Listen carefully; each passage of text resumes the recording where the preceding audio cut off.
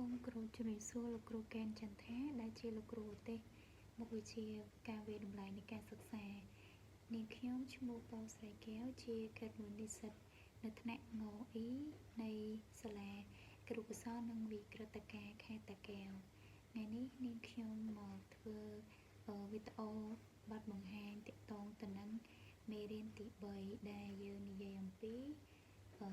High Quality Classroom Assessment ដែលជាភាសាខ្មែរគឺការវិតម្លៃប្រកបដោយប្រសិទ្ធភាពខ្ពស់អញ្ចឹងឆ្លងកាត់នៅការរៀនមេរៀនមុនយើងអាចដឹងខ្លះបានហើយទាក់ទងទៅនឹងការវិតម្លៃចា៎ការវិតម្លៃដែលប្រកបដោយគុណភាពវាគឺជាដំណើរការនៃការប្រមូលព័ត៌មានពីសិស្សចា៎តាមរយៈការសង្កេតការវិភាគដើម្បីស្វែងយល់អំពីរបៀបនិងមូលហេតុដែលសិស្សគាត់រៀនហើយដើម្បីជំនួសឲ្យការដាក់តែបន្ទុកសម្រាប់ការវិតម្លៃមានន័យថាផ្សេងខុសក្រៅពីការដាក់បន្ទុកគឺយើងមានការវិតម្លៃជាច្រើន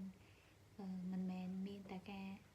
ដាក់បន្ទុកតាមមុខនោះទេចាអញ្ចឹងដើម្បីធានានៃការវិតម្លៃការសិក្សាប្រកបដោយគុណភាពនិងមានប្រសិទ្ធភាពនិងផ្ដល់យុត្តិធម៌ដល់អ្នកសិក្សា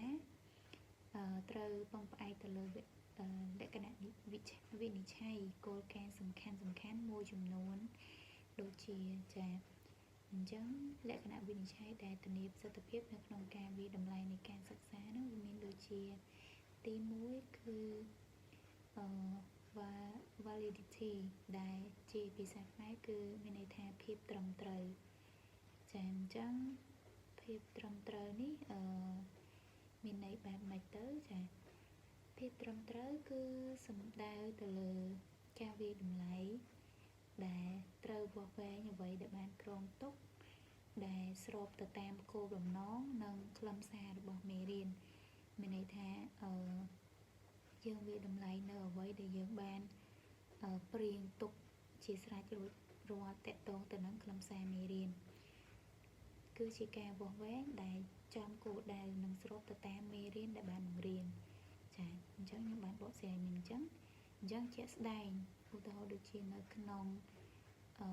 ម៉ោងមួយដែលគ្រូគាត់បានបរៀនតកតងទៅនឹងមេរៀនមួយឧទាហរណ៍ថាមេរៀនតកតងទៅនឹងភាសាខ្មែរអញ្ចឹងតកតងទៅនឹងរបៀបដែលសរសេរជាអត្ថបទបែបពណ៌នាអញ្ចឹងក្រោយពីគ្រូគាត់បានរៀនហើយបន្ទាប់មកគាត់ធ្វើការវិតម្លៃចាវាតម្លៃទៅលើអាចឲ្យសិស្សសរសេរជាអត្ថបទបែបពណ៌នាតកតងទៅនឹងការពណ៌នាពីភូមិរបស់គាត់ពីចាតំបន់ទេសចរណាមួយនៅក្នុងប្រទេសអញ្ចឹងមិនមែនឲ្យសិស្សទៅសូត្រមេលេខឬក៏ឲ្យសិស្សទៅធ្វើចំណោទអីផ្សេងទេមានន័យថាបើយើងរៀនពីមុនមកអីគឺក្រោយមកគឺយើងវិតម្លៃគឺតកតងទៅមេរៀនដែលយើងបានរៀនมันអាចប្រឆាំងពីមេរៀនដែលយើងបានរៀនទេចាអញ្ចឹងខ្ញុំចង់ឧទាហរណ៍មួយទៀតមានន័យថាយើងរៀនពី A អញ្ចឹងយើងអត់អាចទៅក្រោយពីរៀនហើយយើងអត់អាចទៅវិតម្លៃចេញ B ឬក៏ចេញ C បានទេអញ្ចឹងគឺ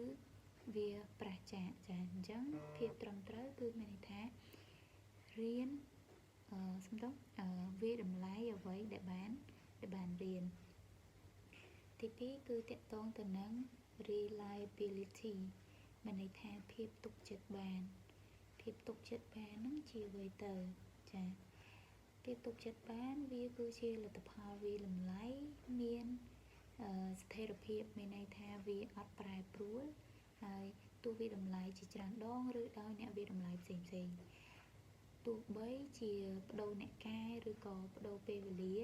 ក៏លទ្ធផលនៅតែប្រហាក់ប្រហែលគ្នានៅត្រង់ចំណុចនេះមានន័យថាឥឡូវជាក់ស្ដែងឧទាហរណ៍ថាគ្រូគាត់ប្រើនៅតារាងបន្ទុកមួយដែលវាមានលក្ខណៈវិនិច្ឆ័យច្បាស់លាស់ដើម្បីកែលំហាត់របស់សិស្សចាអ ចឹងគ្រូប្រើតារាងបន្ទុកនេះចាអញ្ចឹងទោះបីបើជាគ្រូនៅកាយថ្ងៃណាក៏ដោយពេលណាក៏ដោយឬក៏ឲ្យផ្សេងឲ្យគ្រូផ្សេងទៀតមកកែម្នាក់ទៀតមកកែក៏នៅតែទទួលបានបន្ទុកប្រហែលគ្នាដោយសារអីគេចាដោយសារព្រោះតែមានស្តង់ដារដូចគ្នាចាអញ្ចឹងភាពទុកចិត្តបានគឺមានន័យថាអញ្ចឹងចាទី3គឺតកតងទៅនឹង fairness នេះគឺមានន័យថាភាពយុត្តិធម៌ចាភាពយុត្តិធម៌សម្រាប់សិស្សមានន័យថាមិនលំអៀងទៅកាន់សិស្សណាមួយហើយមិនរើសអើងនឹងផ្ដល់ឱកាសស្មើគ្នាសម្រាប់សិស្សទាំងអស់គ្នាការវិតម្លៃត្រូវបានផ្ដល់ឱកាសស្មើគ្នាដល់សិស្សគ្រប់រូបមិនប្រកាន់វណ្ណៈមិនប្រកាន់ភេទមិនប្រកាន់ពិការភាពចាជាពិសេសសិស្សពិការភាពគឺដាច់ខាតមិនអាចរើសអើងគាត់បានទេអញ្ចឹងយើងអត់មានទំនួលខុសត្រូវជាគ្រូទេចាមួយទៀតតកតងទៅនឹងស្ថានភាពនៃគ្រួសាររបស់គាត់ចាមិនថាក្រមិនថាមានគឺយើងជាពិសេសសិស្សដែលមានស្ថានភាពគាត់លំបាកអញ្ចឹងគ្រូផ្ទុយទៅវិញគ្រូអាចជំរុញទឹកចិត្តគាត់បន្ថែមចាអញ្ចឹងចំណុចភាពយុត្តិធម៌នេះគឺសំដៅទៅលើបែបហ្នឹងមួយទៀតតកតងទៅនឹងclarity គឺភាពច្បាស់លាស់មានន័យថាគ្រូត្រូវប្រើសំណួរដែលលក្ខណៈវិនិច្ឆ័យនិងវិធីដាក់បន្ទុកច្បាស់ដោយងាយយល់ហើយសិស្សដឹងពីអ្វីដែលត្រូវធ្វើមានន័យថានៅពេលដែលគ្រូគាត់មុននឹងឲ្យសិស្សគាត់ធ្វើកិច្ចការអ្វីមួយអញ្ចឹងគ្រូជាអ្នកណែនាំត្រង់ត្រាប់ប្រាប់កូនសិស្សមុននឹងធ្វើលំហាត់មិនធ្វើចំណោទឬក៏អាចនៅពេលដែលគាត់ប្រឡងអញ្ចឹងនៅពេលដែលប្រឡងគ្រូដាក់វិញ្ញាសាឲ្យហើយចាពីរម៉ាំង1រម៉ាំង2រម៉ាំង3លេខ1លេខ2លេខ3ចឹងទៅអញ្ចឹងមុននឹងប្រឡងគ្រូអាចណែនាំថាកន្លែងនេះកូនត្រូវធ្វើអញ្ចឹងត្រូវធ្វើអញ្ចឹង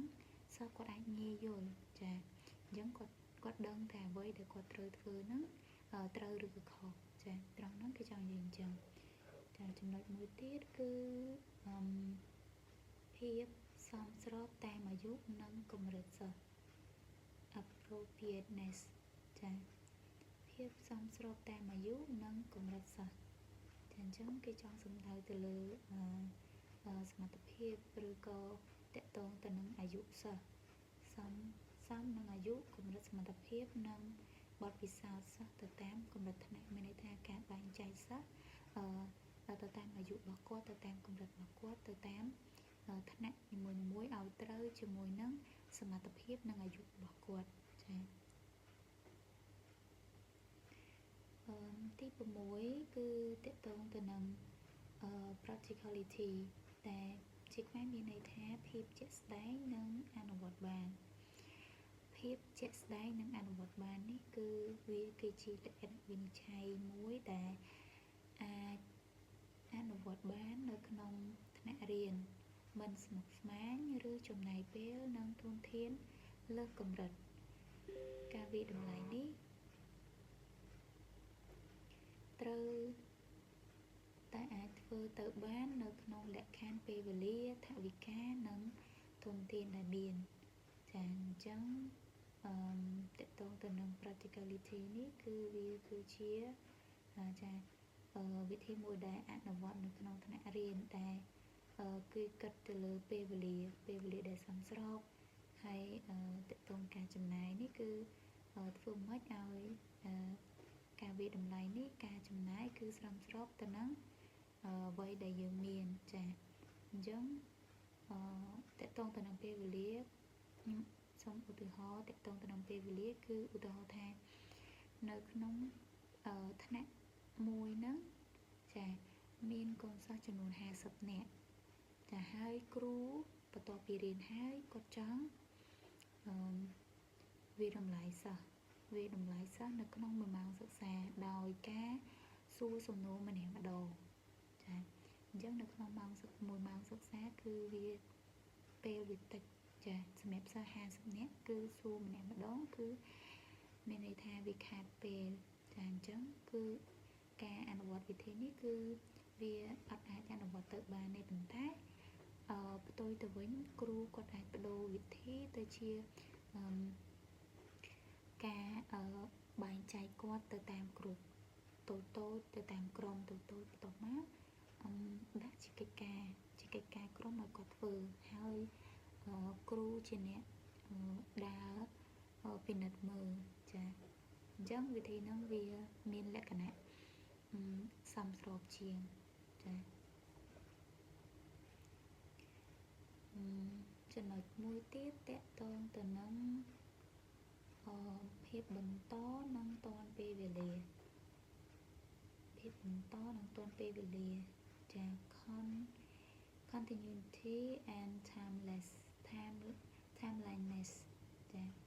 អញ្ចឹងភាពបន្តនិងទាន់ពេលវេលាចាសំដៅទៅលើការវិតម្លៃជាបន្តបន្ទាប់និងផ្ដល់លទ្ធផលឲ្យសិស្សទាន់ពេលវេលាមានន័យថារាល់ពេលដែលយើងបង្រៀនសិស្សហើយចាអញ្ចឹងតកតងទៅនឹងការវិតម្លៃគឺកើតឡើងជាបន្តបន្ទាប់មានន័យថានៅក្នុងថ្ងៃហ្នឹងយើងអាចវិតម្លៃបានក្រោយពីរៀនចាអញ្ចឹងស្អែកក៏យើងអាចវិតម្លៃបានខាន់ស្អែកក៏យើងអាចវិតម្លៃបានជាបន្តបន្ទាប់ដើម្បីដឹងអំពីសមត្ថភាពគាត់ថាគាត់អាចរីកចម្រើនដល់កម្រិតណាចាអញ្ចឹងនេះគឺជាចំណុចបន្តនិងទាន់ពេលវេលាសម្រាប់ចំណុចមួយទៀតគឺតកតងទៅនឹង constructive feedback មានន័យថាការផ្ដល់ព័ត៌មានត្រឡប់ការផ្ដល់ព័ត៌មានត្រឡប់នេះគឺតកតងគ្រូហើយនិងសិស្សចាការទទួលព័ត៌មានត្រឡប់ពីសិស្សហើយផ្ដល់ព័ត៌មានត្រឡប់ទៅសិស្សវិញនៅចំណុចដែលត្រូវកែលម្អកន្លែងនេះមានន័យថាជាឧទាហរណ៍គ្រូគាត់ដាក់កិច្ចការឲ្យសិស្សធ្វើបន្ទាប់មកសិស្សគាត់យកទៅធ្វើឧទាហរណ៍ថាដាក់ចំណោទឲ្យគាត់ធ្វើមួយហើយសិស្សគាត់ធ្វើហើយចាគាត់ដល់កណ្ដាស់កិច្ចការហ្នឹងឲ្យគ្រូពិនិត្យបន្ទាប់ពីគ្រូពិនិត្យគាត់ដឹងថាកិច្ចការហ្នឹងត្រូវប្រមាណខុសប្រមាណអញ្ចឹងគ្រូផ្ដល់ព័ត៌មានទៅកាន់សិស្សវិញថាកូនធ្វើកន្លែងនេះខុសកូនត្រូវកែកន្លែងនេះកូនត្រូវកែកន្លែងនេះអញ្ចឹងទៅអញ្ចឹងសិស្សគាត់អាចដឹងអំពីកំហុសខុសឆ្គងកន្លែងណាដែលគាត់ខុសអញ្ចឹងគាត់អាចកែកន្លែងនោះបានចានេះគឺជាព័ត៌មានត្រឡប់ចាអញ្ចឹងសម្រាប់មេរៀននេះខ្ញុំបានសង្ខេបយកមកប៉ុណ្នេះចាសូមអរគុណច្រើនលោកគ្រូ